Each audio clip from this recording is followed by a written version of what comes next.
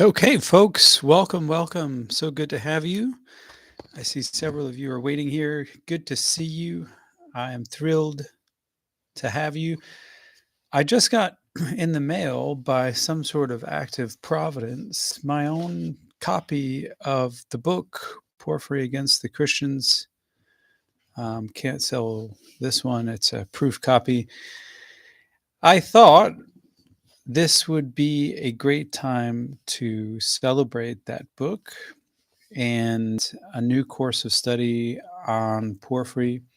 I know that a lot of you on Kickstarter and even before Kickstarter supported me in my research for this book, and I am deeply, deeply grateful for everyone's help. It is so very good to see everyone. If you're in the chat, let me know. Let me know you're there.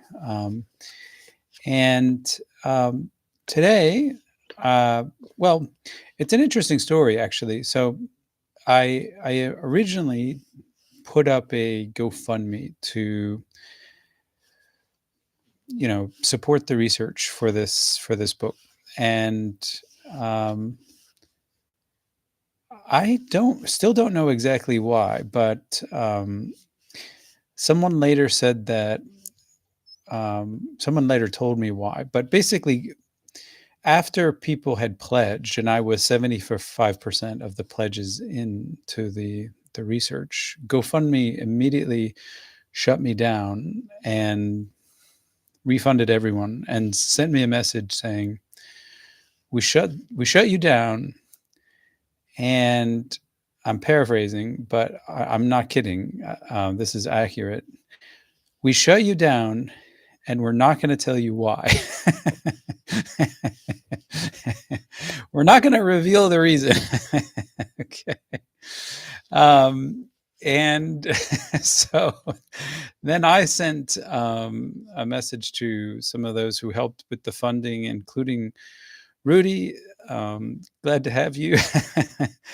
And many others, many kind friends who helped me anyway. And so someone later came to me and said, it was probably because you put in the title against the Christians. And I mean, I didn't write a book called Against the Christians, but apparently that was enough to upset the Christians. I don't know, the AI robot Christians, um, who shut down the GoFundMe. Apparently, they thought that I was maybe saying something not nice. I don't know. Of course, that's neither here nor there because it's not my book. It's Porphyry's book, and so I just restarted the fund on Kickstarter, and I just want to thank everyone there. I mean, I asked for funds because this particular book involves a lot of digging into really old resources and critical editions, a lot of them from Brill and De Gruyter. And I just was not finding this material online. And I have here in Australia a kind of a theology library, but you know, in terms of the Neoplatonism stuff, like it's not anything significant. So I needed the funds in order to get the books for this particular project. I guess the things like Anna's archive, didn't even have the stuff that I needed to write this book.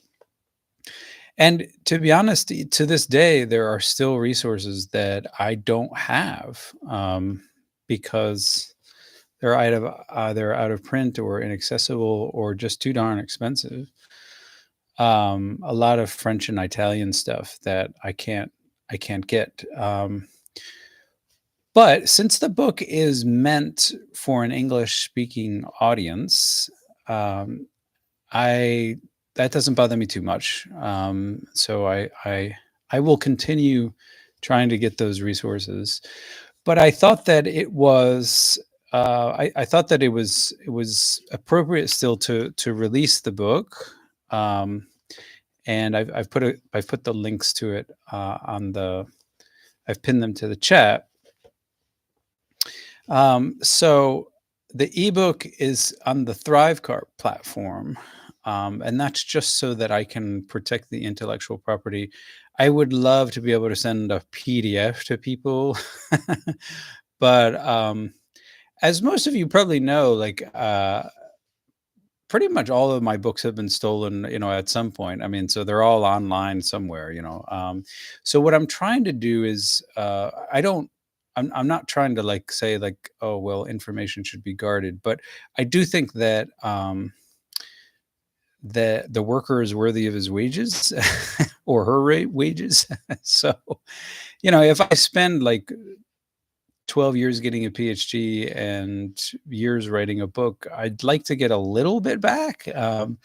So I can't be like sending you the PDF by email because that just makes it too easy for the pirates out there. Um, of course, eventually they'll get to it, but the long and short of this is that by establishing a readership and a group of supporters like you, I can survive in this world. And unfortunately, I've chosen an occupation where it's very easy to steal work. um, but anyway, here we are, and I'm grateful for all of your help and for all of the support. Thank you, Melissa, Brandon, Sean, good to see you, Michael.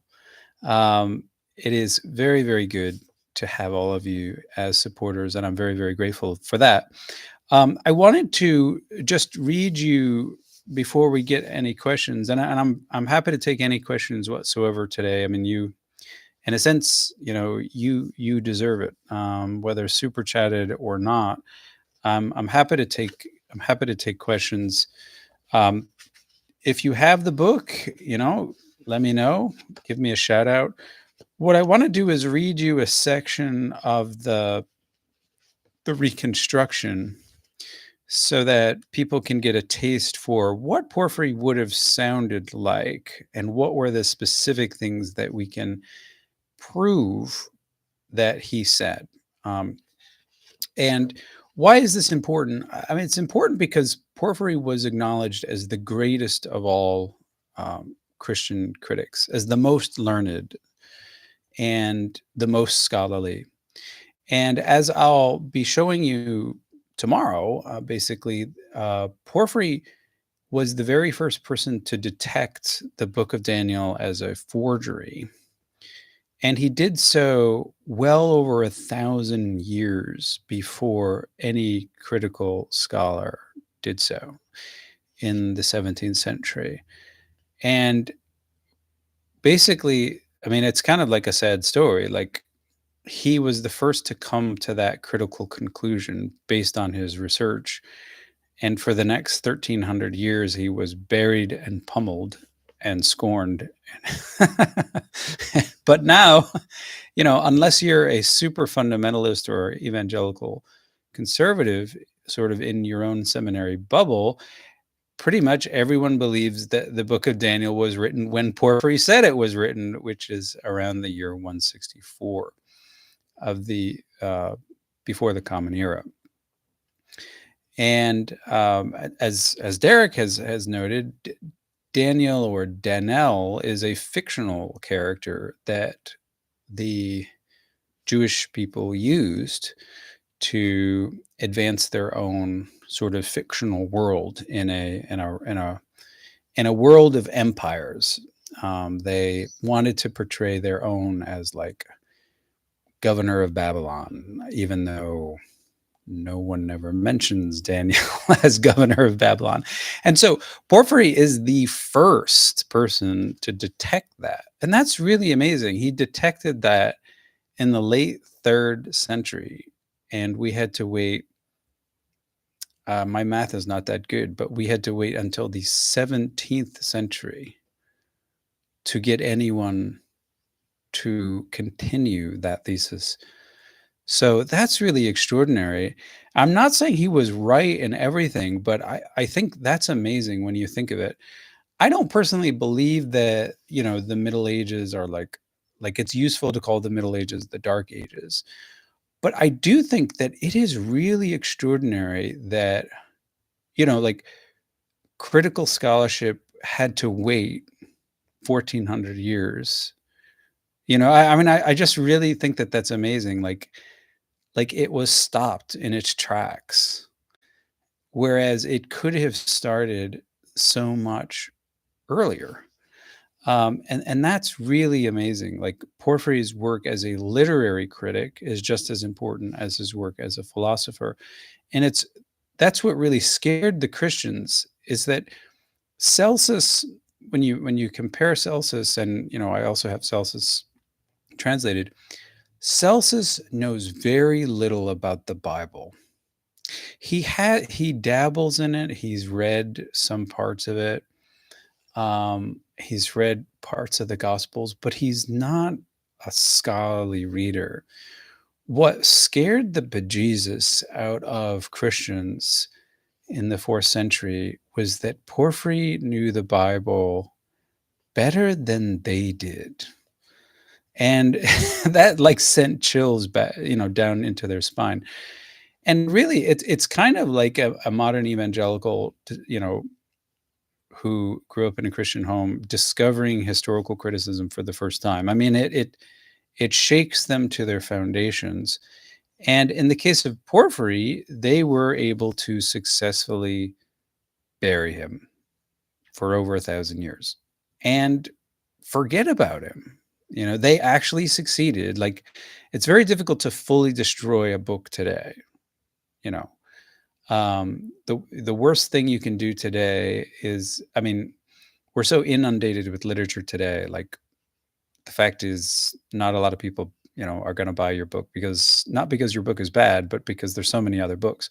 But in Porphyry's day, there weren't that many books, and they were all very expensive to produce. So if the Christians had a book burning, and they did, like Porphyry is like the exhibit A for book burning. Like, you know, he's the guy, like the archetypical example of an imperial church destroying intellectual property, and they had to do it multiple times, but they succeeded in destroying the book. And that's, that's a very, very sad thing. But as is often the case with Christians, they preserve enough to let us know what was being said. And in the case of in the case of Porphyry, we've got some very interesting, incisive criticisms. So let me read some of this. I'm on page 181, and this is from my reconstruction of Porphyry. I don't claim these to be the exact words of Porphyry, by the way, but they do give the gist. So, according to his letter to the Galatians, Paul did not immediately confer with flesh and blood after his claimed revelation of Christ. Paul did not consider it worthy to go to human beings and to confer in speech, lest after receiving the doctrine of God, he might be instructed by flesh and blood. Paul condemned Peter, saying, "For before some people came from James, he ate with Gentiles, but when they came, he separated himself, fearing those of the circumcision, and many Jews joined him." You know the story. So Peter forced uncircumcised Gentile believers to comply with the burdensome requirements of the law. Paul rebuked Peter because, in his own words, he did not walk correctly in the task of spreading the gospel.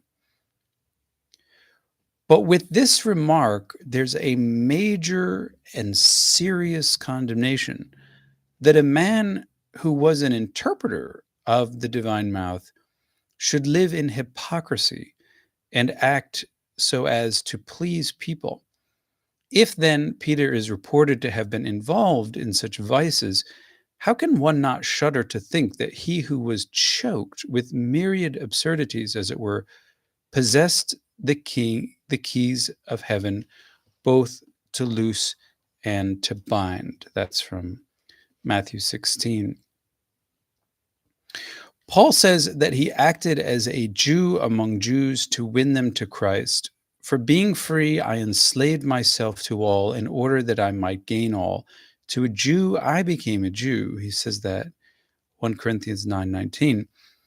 Thus, he was guilty of dissimulation, as in the case when he shaved his head at Cenchrea, that's in Acts, or when he made an offering in Jerusalem, also in Acts, or when he circumcised Timothy in the book of Acts. This is the man who called circumcision mutilation, according to Philippians. If Paul is without the law to those without the law, as he himself says, and he's a Jew to Jews and acquiesces similarly to all, he is truly a captive of manifold wickedness and a stranger and alien to freedom. He who occupies himself with the evil of the lawless and on each occasion makes their deeds his own is truly the promoter and servant of others' wickedness and is a zealot for irreverent deeds. For he who so discounted circumcision that he reviles those wishing to accomplish it, and yet circumcises people, is his own strongest accuser, saying, if I rebuild what I have torn down, I make myself a transgressor. So Paul was impudent insofar as he dared to rebuke Peter, censuring him to his face, and compelling him by logic to confess to his wrongdoing. On what authority did Paul dare to rebuke Peter, the apostle of the circumcised, for the very thing that he, as apostle of the uncircumcised, had done? Paul opposed Peter and the rest so that, as far as public appearances were concerned, their hypocrisy in observing the law, which was harmful to Gentile believers, might be corrected by his own hypocrisy in reproaching Peter. We have learned that due to their fear of the Jews, both Peter and Paul equally feigned precepts of the Jewish law, observation. Both then are liars and make up their own teaching to suit themselves, as is evident from their childish quarrel. In this quarrel, either Peter was wrong or Paul obnoxiously silenced the leader of the apostles. Either Paul boastfully wrote things Peter didn't do, or if he did do them, Paul obnoxiously rebuked another person for things he himself did. So Peter was wrong, or Paul was impudent, or both. Paul vociferously denies that Gentiles need to obey any Jewish law or custom, but the apostolic decree in Acts requires that Gentiles abstain from contaminations, from blood, from sexual immorality. And these are all Jewish customs. So that's a little bit from book one of the Against Christians, and it goes after the apostles, interestingly, and it's our very first really thorough comparison of the contradictions between Galatians and Acts. You know how Acts is trying to make Paul into like almost a Jewish hero, like to reinvent the Jewish Paul. And Paul himself, says things like, to the Jew, I'm a Jew. To the Jews, I'm a Jew. But then really goes after Peter for being a Jew to the Jews. So anyway, like, why is this significant? Well, so in Porphyry's day, Porphyry spent a lot of time in Rome. And if you go to Rome today, you'll still notice that Peter and Paul are these archetypal apostles.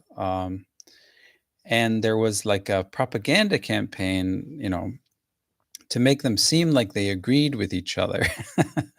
So that in some iconography, they're depicted as kissing each other,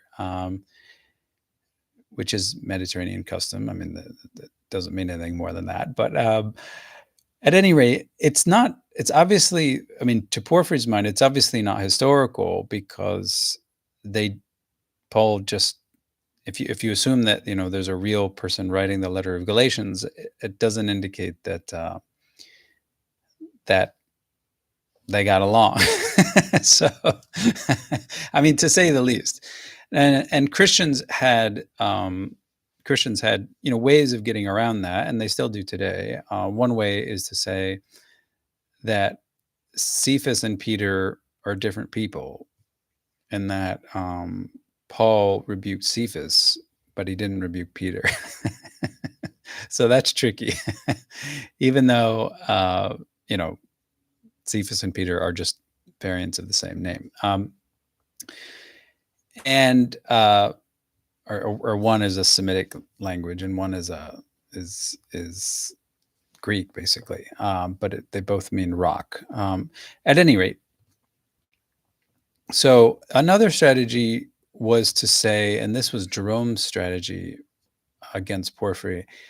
He argued that actually Peter and Paul had a little powwow, and they both secretly agreed that they would pretend to have this nasty argument in front of the whole church for purposes of spiritual illustration. So, as you might imagine, not a lot of people have followed Saint Jerome. Anyway, so these are still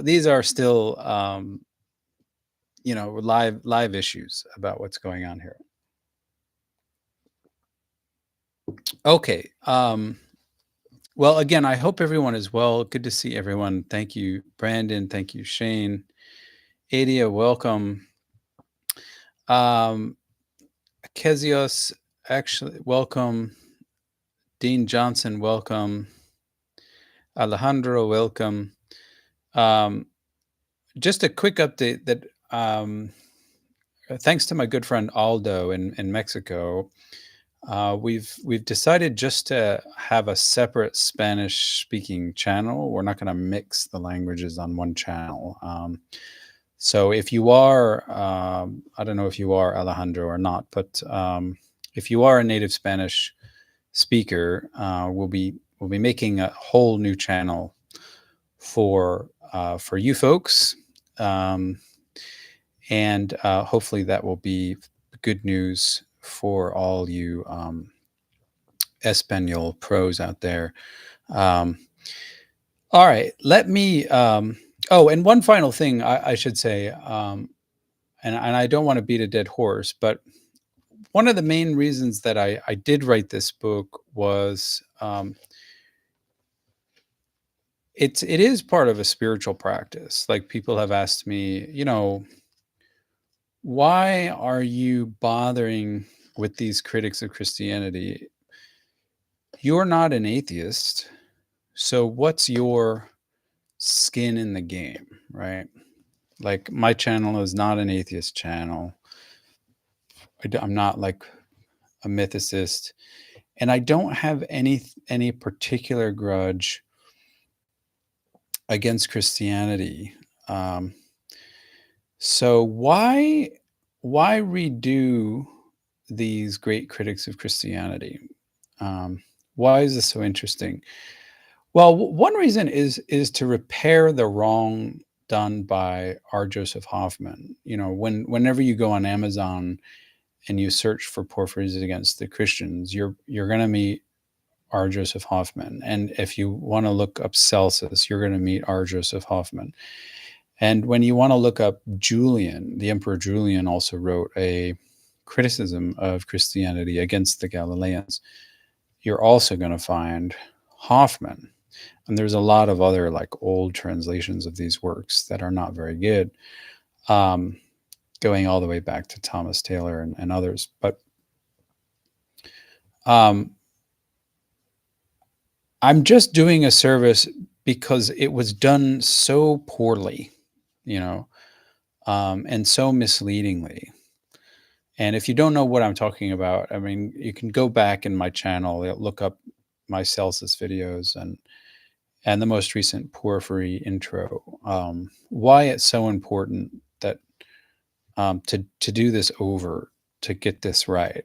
Um, but the other reason is because in terms of your spiritual practice, a lot of people are, in my opinion, burned out by a particular Christianity, like a dogmatic kind of Christianity that is boring and hollow and in many ways deeply anti-intellectual. And I'm part of the spiritual, not religious crowd, right? So my audience is probably mostly that. I mean, I don't know if anyone wants to speak for themselves here. Feel free in the chat. But I'm definitely spiritual, not religious. So I feel like I want to detach people.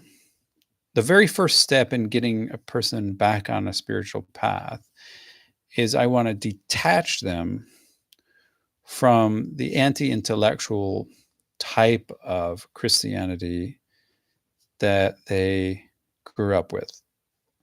Now, it might not even necessarily be Christianity. I mean, it could be any form of organized religion. I mean, it just so happens that Christianity is the biggest, but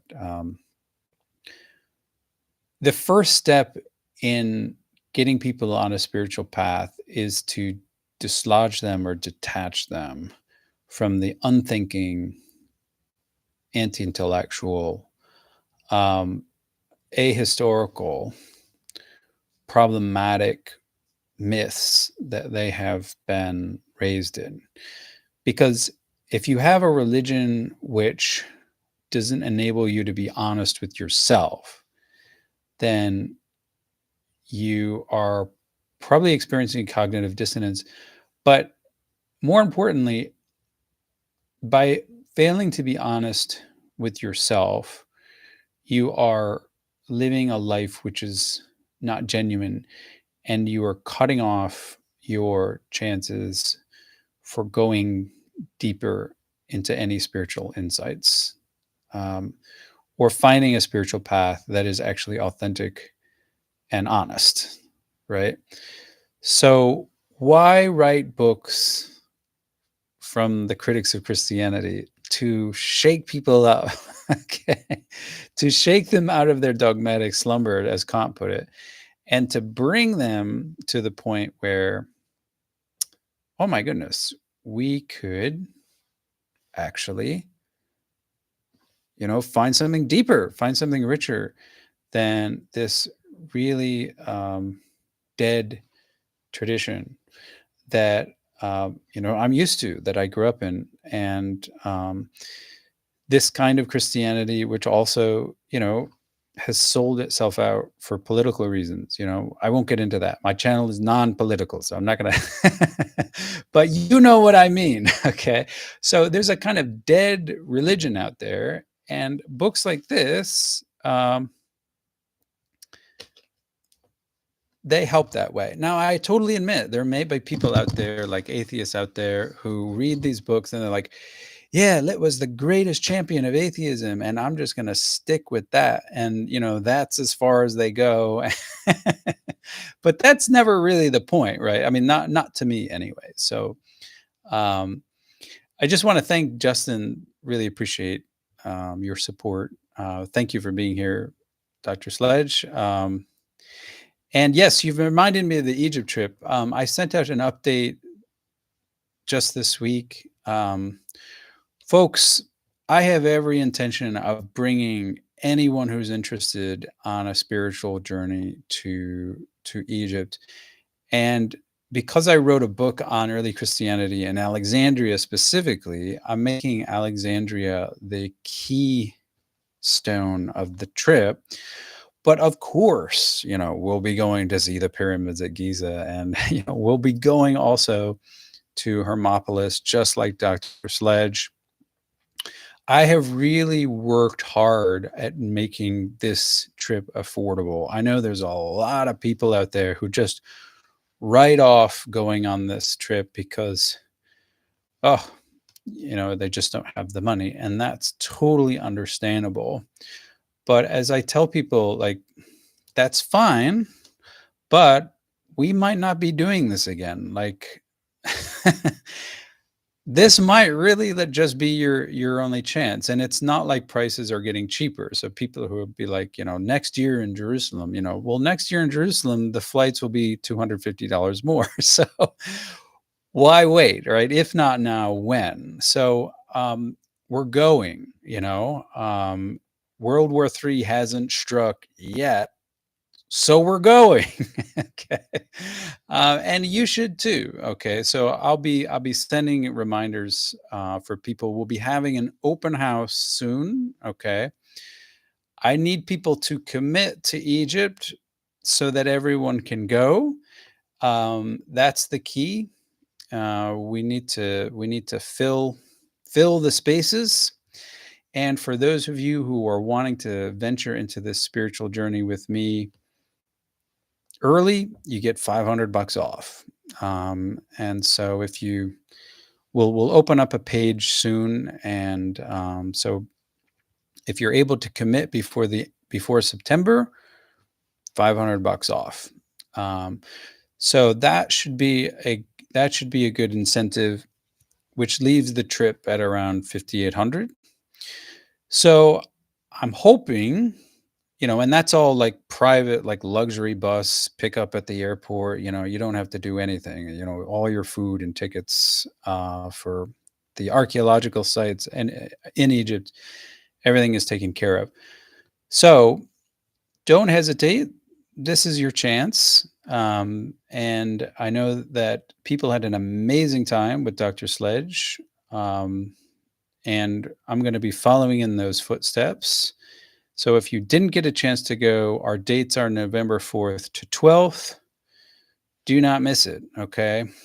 I don't often get out of Australia these days, as you know. So I'm not guaranteeing another trip in the future. So join us, join us, join us. Let's see. Thank you so much, Squincy Adams. Appreciate that. Um, Thank you so much for the sticker. Really appreciate that. So back to business here.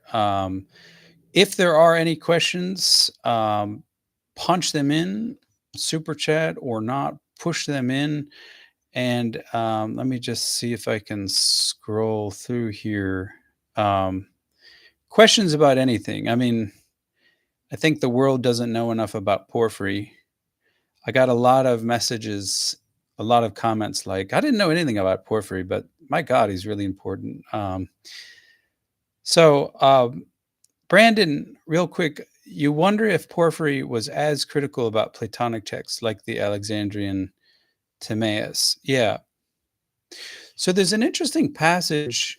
There's an interesting passage in Porphyry, which is fragment 6 here, where he goes after Origen and Christian allegory. And I'll just read you a section of this.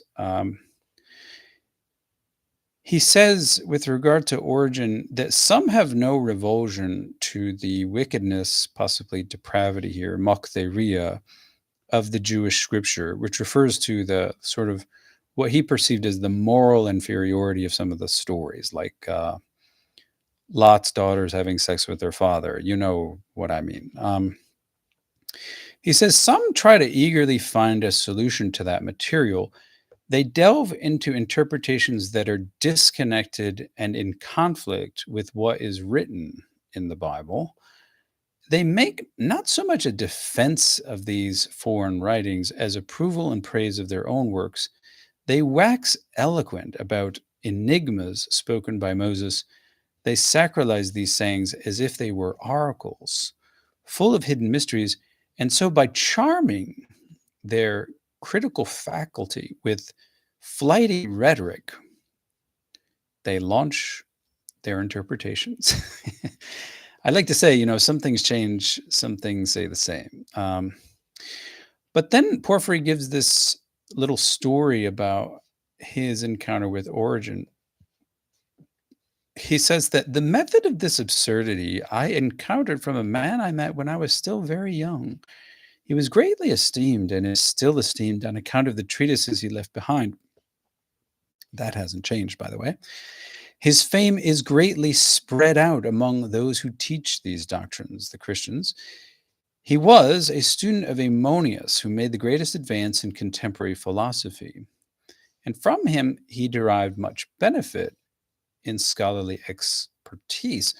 Yet, as regards the choice of lifestyle, he took the opposite path, because Ammonius was a Christian raised by Christian parents, but when he began to think for himself and encountered philosophy, he immediately changed to a lawful way of life. Origen, however, was a Greek trained in Greek letters, but ran aground on foreign impudence. Applying himself to this and hawking his scholarly skill, that hurts me a little bit, but he lived his life against the law as a Christian. Yet, as regards ethics and theology, he played the Greek, tucking away Greek learning in foreign myths. For Origen ever lived with Plato, and he knew all these other Platonists and Stoics, from whom he learned the allegorical method of Hellenic mysteries and applied it to the Jewish scriptures. So, one of the questions here is Porphyry being inconsistent? Because he doesn't like Origen allegorizing Jewish scripture. But of course, when you read Porphyry's other works, like The Cave of Nymphs, which I highly recommend, he's allegorizing Homer, right? So, what makes Homer different than the Jewish scriptures? I mean, is Homer any less morally inferior? You know, I mean, Homer also has some pretty nasty stories, which, the Christians were always happy to point out. So, is the argument here that you shouldn't allegorize something that's like morally inferior? Like the argument would be like, okay, South Park, it's kind of mindless and full of vulgarity. I'm going to tell you the spiritual meaning. And then to make like these really far-fetched connections, that would seem very artificial. And that seems to be what Porphyry's criticizing.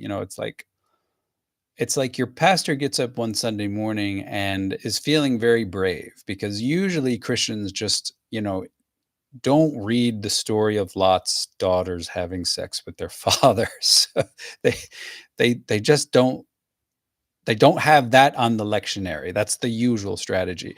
But just imagine, your pastor was feeling brave one day and he's like, yeah, well, on the subject, since our culture is, making a turn toward pedophilia, I thought it would be appropriate to talk about Lot having sex with his daughters. And, it happened, but, but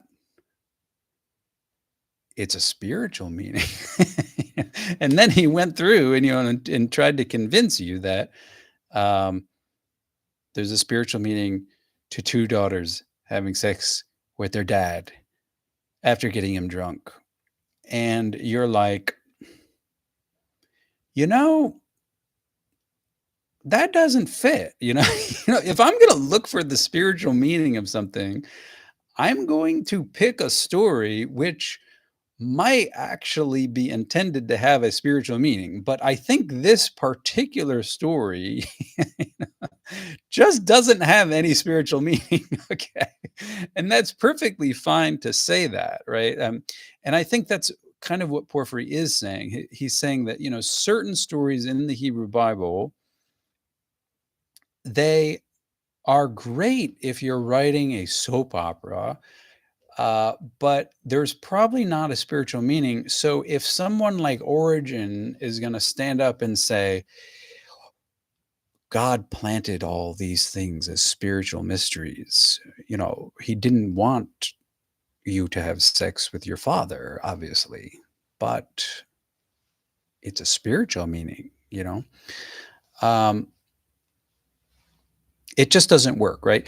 So, what does Porphyry choose to allegorize in Homer? Like, well, there is a story of Homer that is really raunchy, and where Aphrodite is married to Hephaestus, and then Aphrodite's having sex with Mars or Ares, and Hephaestus cooks up this plan to catch them in bed with invisible wires, and then he catches them, and all the gods come and see them naked and have a big laugh. Now, Porphyry could have tried to allegorize that one, but he didn't. He chose the Cave of Nymphs, which is in the Odyssey, Book 13. So one has to think that although I don't think he ever says anything about this, I think even Porphyry and many Greeks of his time would have recognized that even material in Homer is not necessarily allegorizable, but some of it is, right? Some of it is allegorizable. And that's what he focused on, and it's a beautiful interpretation. What in the Cave of Nymphs, it's one of our primary sources for Mithraic theology. I mean, it's really cool. So, Adia, really thank you for that super chat. Did Porphyry ever mention substitute king rituals? That is, someone given the trappings of the real king, but sacrificed after dark omens had passed, when the real king would return. Well, not exactly like that, but Porphyry is Phoenician. He's born in Tyre, and even up until Porphyry's day, the Phoenician colony in Carthage was sacrificing kids. Now that's kind of hard to believe, but actually, when you read Porphyry's book on abstinence, not only does he acknowledge that, he says that the Romans in the city of Rome also sacrificed people in the festival of Jupiter Latiaris.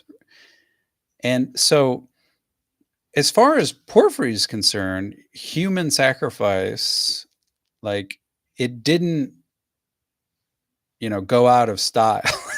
It was still there in his day. And what he mentions is a Phoenician tradition about the sacrifice of the beloved son. Why is this so firmly rooted in his own Phoenician culture? And remember, the Phoenicians are cousins to the Hebrews, right? So these Ugaritic tablets, um, it's like a theological cousin to the stories in the Hebrew Bible. And so what does he say exactly? Well, he has this source called Philo of Byblos. And Philo of Byblos claimed to have a source that was older than Moses. And that caught the attention of Porphyry. Now, here's Porphyry possibly playing fast and loose, because although he's a good detector of forgeries on the Christian side, he's not apparently a good detector of forgeries when it's to his advantage to believe in the forgery. so at any rate, we have a text where we have Philo of Byblos saying that he has an ancient Phoenician source, and according to this source, Kronos, who is the god El, right, who's also familiar from the Hebrew Bible, he was a real dude way back in the past, and he was king, and during a time of terrible war and dire catastrophe for the people, He sacrificed his beloved son called Yehud after dressing him up and slitting his throat on an altar. And we don't have Porphyry's interpretation of it, but I suspect that the reason why he liked that story is it just clicked in his mind. He's like, wait a minute, that's Christianity. Like, that's the foundation and myth of Christianity too. Like, a father sacrifices his beloved son to pay a ransom in a time of spiritual catastrophe. Wait a minute. That's Christianity, right?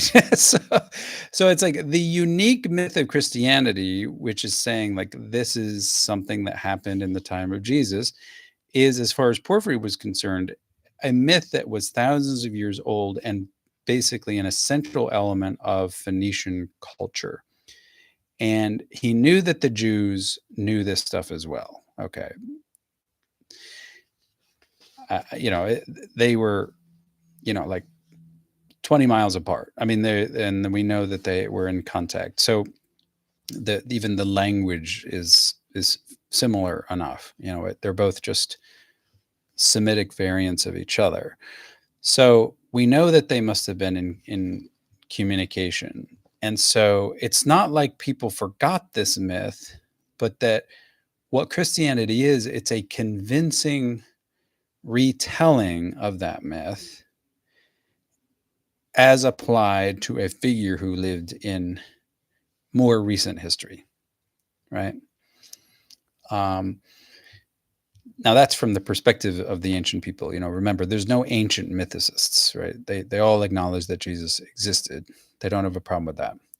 And Porphyry was even willing to say that Kronos, or the god El, was a real dude, and he had a real dude in history named Yehud. And so Yehud, you've got Yehud, the beloved son, and Jesus, the beloved son. Yehud, Jesus, like, I think he was trying to draw a connection. And if you look at the context of that, which comes from Eusebius says that in the context of telling all this, Porphyry had some negative things to say about the Jews themselves, right? Which probably means that Porphyry said that this myth was known by Jews and then adapted by Christians. Now, as to your specific question, though, did the sacrifice happen after dark? Was there omens? Was there a promise of a real king returning? That's not there. Could have been there. This is the problem with Porphyry, right? So the only people who preserve Porphyry are the Christians, and they don't want to tell you too much, right? Remember, they burn the book out of fear. So unlike in the case of Celsus, where Origen is pretty fearlessly, like, Origen is overconfident. He's like, no one would believe what Celsus says. Like, that's what he says in the preface. So he gives us most of Celsus, like copies it out. But with Porphyry, no one does that, at least in surviving sources. They were so scared of Porphyry, they rarely quote him. So this is the issue. We don't know exactly what he said, but that's a lot of room for speculation. So Austin, thank you so much for your support there. Sorry for overlooking that. I'm just gonna, let's see, I have time at least for one more question. Yeah, let's see. Now the chat is pretty busy here. So we've got something from you, Brandon. Any thoughts on the secularization of the Platonic milieu within academia and its impact? I'd like to know more about what you're thinking of there, no one. Let's see. Parzival Maspero, a 19th century French Egyptologist, stated that by the almost unanimous testimony of the ancient Greek historians, the ancient Egyptians belonged to the African race. I'm fine with that. I don't really have a horse in that race. That sounds fine to me. Uh, so Jonathan, I think you're in Gnostic Wisdom Network. I know we don't know what we don't know, but do you think his major points were covered in the fragments and in the commentaries on his work? Yeah, we have a very bare outline. We have a very bare outline. And in the reconstruction, I try to be as generous as we can. But it's not much. It's about 7,000 words, which, it was probably originally like, well, they say it was 15 volumes long. So now a volume is, it's like a long chapter, but we're looking at something like maybe well over 500,000 words, and we've got 7,000 we can string together. But you figure since Christians are commenting on him, they're going to talk about his most important points. Yeah, this is a continued debate in Porphyrian scholarship because there are some people who want to say, like, everybody's talking about Porphyry, even though they're not mentioning him by name in the early 4th century. So that Eusebius's two big apologetic works, which are the preparation for the gospel and the proof of the gospel, are really aiming at Porphyry. And there's been a response to this, and I agree with this, that it's better to be safe than sorry here. Like, I really love Porphyry, and I want as much Porphyry to be known. And certainly, I would encourage people to go read, Augustine's City of God, book 19, I think, where he talks more about Porphyry. I would encourage people to read Arnobius Against the Nations. I would encourage people to read Eusebius. Eusebius is not my favorite, but like, it could be that he's preserving little bits and pieces of Porphyry and adapting little bits and pieces and just not telling us. But the rule of the book is you can't say that something is by Porphyry when the ancient sources don't say that, right? Because otherwise you're in danger of just making shit up. And that's the problem with R.J. Hoffman, right? He had a source, Macarius the Apocriticus, which never says that it's reporting Porphyry, but he just had an intuition that it was Porphyry. And so he printed a book reconstructing Porphyry from another book that never claimed to report a word of Porphyry. So I think that's dishonest, right? And in that respect, I'm a minimalist, although ironically, because Hoffman only focused on this one source, my book gives you 3 times as much Porphyry. So anyway, by being a minimalist, I'm being more careful in saying that we need to hear Porphyry's own voice. And so I'm not going to give you something which, like, might be from Porphyry, on a lark, on a good day, if we're feeling like it. Maybe we have an intuition. The only way we can get to learning more about Porphyry is by seeing his secure and authentic voice, and then looking at other material and seeing if we can overhear more echoes from that voice. But I would be a very foolish and dishonest scholar if I said to you, I just have an intuition that this source is Porphyry, and so I'm going to print it. That's not going to fly. That's not going to fly. That's going to leave people without any Greek, helpless, and they're just going to trust me like they've trusted Hoffman. And I don't, yeah, I don't want to mislead people. So that's what's at stake here. That's what's at stake. So let me see. Okay. Yeah, your guys are picking up some interesting parallels here. Thank you, Parzival. Thank you, Sean. Um, yeah,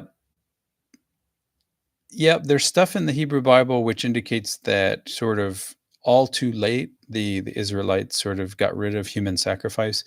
And this, interestingly, is Porphyry's argument as well. That Porphyry's argument is that originally all sacrifices were not blood sacrifices; they were vegetable sacrifices, and it was only people only started killing themselves for God in times of great crisis because they were convinced by lower evil demonic spirits that in order to get rid of the crisis, like in wartime, if your city was besieged, that if you would just offer up your beloved sons and daughters, that God would save you.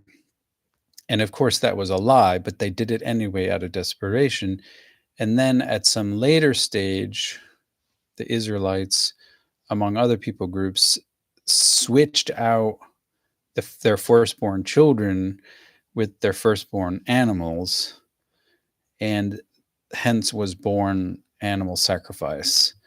Um, yeah, it's a pollution and a degradation.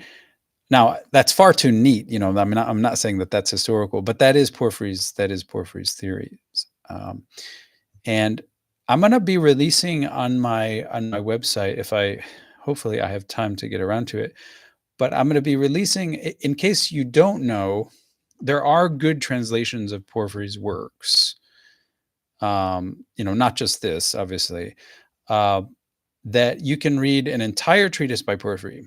And he's got this beautiful letter to his wife, Marcella, uh, and it's good stuff. And people don't know that it's been translated. But things like the Cave of Nymphs and the Ad Gaurum and the letter to Marcella and several other things have been translated. And there's several other things now coming out, like the letter to Nebo. These Porphyrian works are now going to come out in translation. So I'll put up on my bibliographies on the website, which is just mdavidlitwa.com, what we have translated into English, so that you can go read Porphyry his own voice and get a sense for that. Alejandro, thank you so very much for the super chat there. I'll make you the last question here. Did Porphyry think those evil demones were real personal subjects that exist in the world? Absolutely, he did. And here's where Christians and Neoplatonists, they are completely on the same page. They believe in real entities called demones. The Christians just call them demons. The only difference is that that for Christians, they're sort of more black and white thinkers. So that the demones are all evil, right? Whereas Neoplatonists were willing to say demones are more like angels. There are various levels and tiers, and some of them are addicted to the smoky, murky fumes of blood sacrifice, and they want to convince people and trick people into thinking that they're gods. But some demonists, as the soul of Plotinus, is just solely concerned with good and with intellect or nous, and is just a good old demon, and it has to do with the purity of their vehicle, their pneumatic vehicle. Some demonists are, or daimons, as it were, are like stuck in the atmosphere, and we see them as vapors and ghosts. So they might be partially explaining some UFO phenomenon. But yeah, they are definitely real. They're definitely real as real can be. So make no mistake. They both believe in demons or demones, and yeah, they just disagree on their moral quality. The Neoplatonist would have a much larger taxonomy. for understanding Demonis. So thank you so much, Alejandro. Thank you so much for everyone who super chatted and who contributed and who commented. Thank you so much for getting this book. Thank you so much for considering the Egypt trip. Thank you so much, Dr. Sledge, for being here. And for all of you, you have, you know, made my dream come true. I don't like Dr. Sledge now. I mean, we don't have university positions anymore. So we survive on this material. We survive on education and on finding a market among spiritual but not religious people, or maybe religious and spiritual people, and among you good atheists and fine people, and you people who have fallen through the cracks. Thank you so much for supporting good scholarship online and for finding the right channels and for getting good information. You guys uphold the bar. Okay. You guys are the new peer review. We need you guys to find and support the good people out there. And don't worry about the clickbait and the pictures, but focus really on the content so that you can pursue that education, whether you are in the brick and mortar academy or without it. And all of you, yes, 80 men and women, there are so many good scholars out there who